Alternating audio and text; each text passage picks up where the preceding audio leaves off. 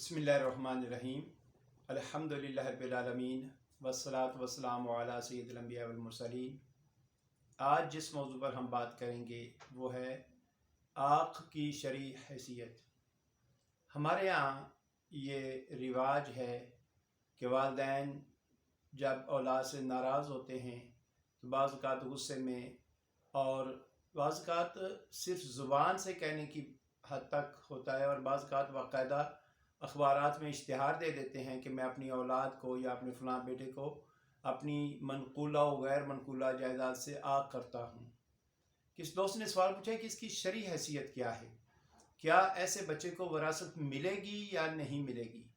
तो इस हवाले से ये कुरानी हुक्म है कि जब अल्लाह ताला ने विरासत का हुक्म नाज़िल फरमाया तो उसके बाद फरमाया फ़रीदतम मिनल्लाह, कि ये जो हिस्से बयान किए गए हैं, ये जो तकसीम विरासत है, ये अल्लाह ताला की तरफ से मुकर्रर शुदा है।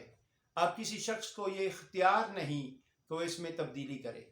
इसलिए अगर कोई शख्स ये चाहे कि मेरे मरने के बाद मेरे फ़लाँ बेटे को ज़्यादा मिल जाए, मेरी फ़लाँ बेटी को ज़्यादा मिल जाए या फ़लाँ बेटे को बिल्कुल ना मिले, तो इस बारे में किसी शख्स को ये इख्तियार हासिल नहीं है। इसलिए या कोई शख्स वफ़ात पा जाता है तो उसकी माल से मलकियत ख़त्म हो जाती है। अब वहाँ जो अल्लाह ताला ने हुक्म फरमाया होता है उसके मुताबिक खुद इससे तमाम वरसा में मुंतकिल हो जाते हैं।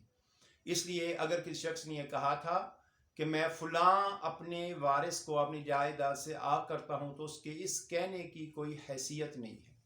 ये तो हो गया शरई हवाले से, और पाकिस्तानी कानून भी इस हवाले से यही कहता है कि अगर किसी शख्स ने कहा तो उसका ये फ़ायदा उसको ज़रूर हो सकता है कि ज़िंदगी में उसको मसलन बेटे ने किसी से लेन देन किया हुआ है तो कई दफ़ा पुलिस आती है या कानून नाफिज करने वाले इदारे आते हैं और उसके बाप को तंग करते हैं।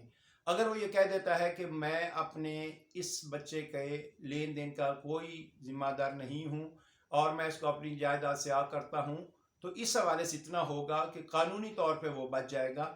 बाकी मरने के बाद चूँकि विरासत का इंसान के इख्तियार ख़त्म हो जाता है, इसलिए मरने के बाद आँख शुदा बच्चा हो, कोई बच्चा नेक हो, कोई बुरा हो, छोटा हो, बड़ा हो, बीमार हो, सेहतमंद हो, तमाम को उसी तरह से इससे मिलेंगे जिस तरह से मिलते हैं।